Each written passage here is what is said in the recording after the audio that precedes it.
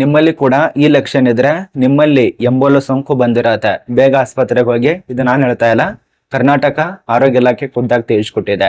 ಯಾರಲ್ಲಿ ಈ ಒಂದು ಲಕ್ಷಣ ಕಾಣಿಸುತ್ತೆ, ಆ ಒಂದು ಲಕ್ಷಣ ಯಾವ ಮತ್ತೆ ಯಾರಿಗೆ ಈ ಒಂದು ಸೋಂಕು ಬರತ್ತೆ ಎಲ್ಲ ಮಾಹಿತಿ ಇರತ್ತೆ. ಅದೇ ರೀತಿಯಾಗಿ ದಿನಾಂಕ ನಿನ್ನೆನೆ ಒಂದು SMS ಬಂದಿದೆ. ಎಲ್ಲ ಒಂದು ಬ್ಯಾಂಕ್ದವರಿಗೆ ಒಂದು SMS ಬರ್ತಾ ಇದೆ.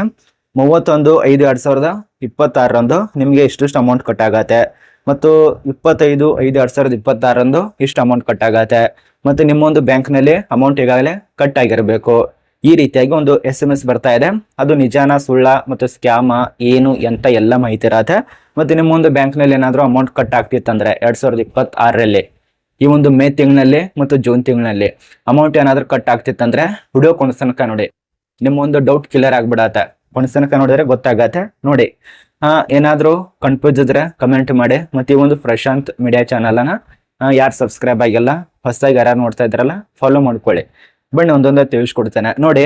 ಕರ್ನಾಟಕ ಆರೋಗ್ಯ ಇಲಾಖೆಯಿಂದ ಕೆಲವು ನಿಯಮ ತಿಳಿಸ್ಕೊಟ್ಟಿದ್ದಾರೆ ಸೋಂಕು ಬಗ್ಗೆ. ಅದ ನಂತರ ಬ್ಯಾಂಕಿನಲ್ಲಿ ಕಟ್ ಆಗುವಂತ ಅಮೌಂಟ್ ಬಗ್ಗೆ ತಿಳ್ಕೊಳ್ಳೋಣ. ಇಲ್ಲಿ ನೋಡಿ, ನಿನ್ನೆ ಅಂದ್ರೆ 23 ಮೇ 2026 ಟ್ವಿಟರ್ ನಲ್ಲಿ ಒಂದು ಟ್ವೀಟ್ ಮಾಡಿದ್ದಾರೆ. ಇದು ಯಾವುದೇ ರೀತಿಯ ಗೊಳ್ಳಲ್ಲ, ಅಧಿಕೃತವಾಗಿ ಟ್ವಿಟರ್ ಖಾತೆಯಿಂದ ಬಂದಂತ ಮಾಹಿತಿ ಇರತ್ತೆ. ಇಲ್ಲಿ ಏನ್ ತಿಳಿಸ್ಕೊಟ್ಟಿದ್ದಾರೆ, ನೀವೇನಾದ್ರೂ ಹೊರದೇಶಕ್ಕೆ ಅಂದ್ರೆ ತಿರುಗಾಡಕ್ ಹೋಗ್ತಾ ಇರ್ತೀರಾ, ಕೆಲಸ ಇರ್ಬೋದು, ಅಲ್ಲೇ ಜಾಬ್ ಮಾಡ್ತಾ ಇರ್ಬೋದು, ಒಟ್ಟೆ ಕೆಲಸ ಮಾಡ್ತಾ ಇರ್ಬೋದು. ಅಲ್ಲಿಂದ ಏನಾದ್ರೂ ಹೊರದೇಶದಿಂದ ನಮ್ಮೊಂದು ದೇಶಕ್ಕೆ ಬಂದ್ರೆ ಸುಮಾರು 21 ದಿನ ತನಕ ವೇಟ್ ಮಾಡಿ. 21 ದಿನಗಳೊಳಗಾಗಿ ಏನಾದ್ರೂ ನಿಮ್ಮಲ್ಲಿ ಜ್ವರ ಆಗ್ಬೋದು, ಅತಿಯಾದ ಸುಸ್ತಾಗ್ಬೋದು, ಅಥವಾ ಏನಾದ್ರೂ ಆಯಾಸ ಈ ರೀತಿಯಾಗಿ ಬಂದ್ರೆ, ಮತ್ತು ತಲೆನೋವುಗಳು ಬಂದ್ರೆ, ಮೈಕೈ ನೋವುಗಳು, ವಾಂತಿ ಹಾಗೂ ಬೇದೆ ಮತ್ತು ಗಂಟಲು ಕಿರಿಕಿರಿ ಆಗ್ಬೋದು, ಗಂಟಲಿನಲ್ಲಿ ತೊಂದರೆ ಆಗ್ಬೋದು, ಉಸಿರಾಟ ತೊಂದರೆ, ಮತ್ತೆ ಇದ್ದಕ್ಕಿದ್ದಂತೆ ರಕ್ತಸ್ರಾವ ಆಗೋದು, ಈ ರೀತಿಯಾಗಿ ಏನಾದ್ರೂ ಲಕ್ಷಣಗಳಿದ್ರೆ ನಿಮಗೂ ಕೂಡ ಎಂಬೋಲ ಸೋಂಕು ಬಂದಿರತ್ತೆ. 21 ದಿನ ಒಳಗಾಗಿ ಈ ಒಂದು ಸೋಂಕನ್ನ ಕಾಣಿಸ್ಕೊಂಡ್ರೆ ಆಸ್ಪತ್ರೆ ಹತ್ತಿರ ಇರುವಂತ ಆಸ್ಪತ್ರೆ ಹೋಗಿ ಭಯ ತಗೋಬೇಡಿ, ಆರಾಮಿರಿ.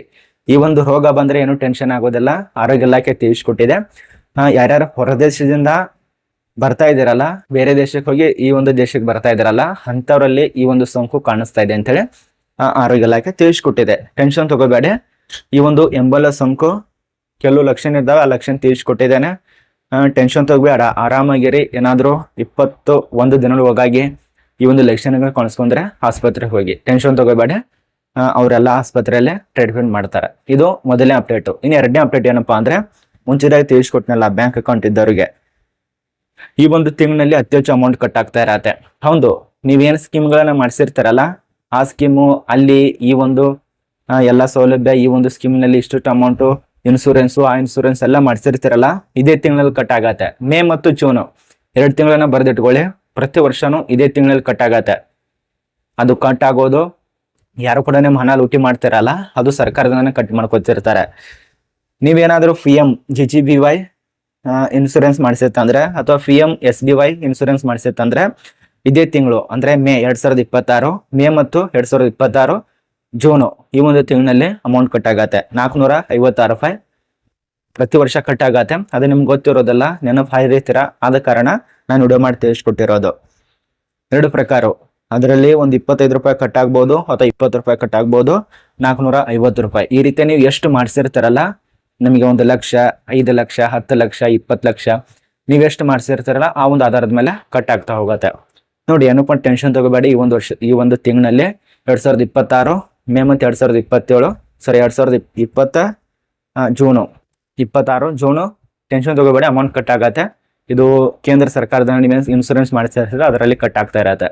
2027ರಲ್ಲಿ ಕೂಡ ಕಟ್ ಆಗತ್ತೆ, 2028ರಲ್ಲಿ ಕೂಡ ಕಟ್ ಆಗತ್ತೆ, 2030ರಲ್ಲಿ ನೀವು ಎಷ್ಟು ವರ್ಷದ ತನಕ ಇದು ಮಾಡಿರ್ತಿಲ್ಲ ಅಲ್ಲಿ ತನಕ ಕಟ್ ಆಗ್ತಾ ಹೋಗತ್ತೆ.